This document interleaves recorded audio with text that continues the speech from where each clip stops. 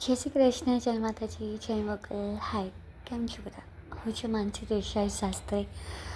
તમે શિવપુરાણ વાંચ્યું હશે અને સાંભળ્યું હશે, જેમાં રુદ્ર અવતાર વિશે તમે બહુ જ એકદમ ઝીણવટપૂર્વક સાંભળ્યું હશે.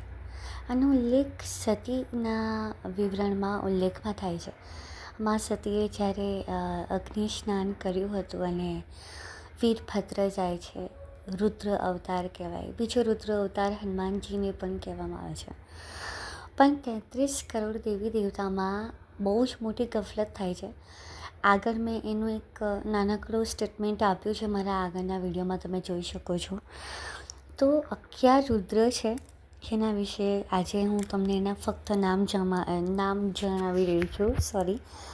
કપાલી, પિંગલ, હિમ, વિરૂપાક્ષ, વિલોહિત, શાસ્તા, અજપદ, અહિર્ભુજ્ય, શંભુ, ચંડ અને ભાવ.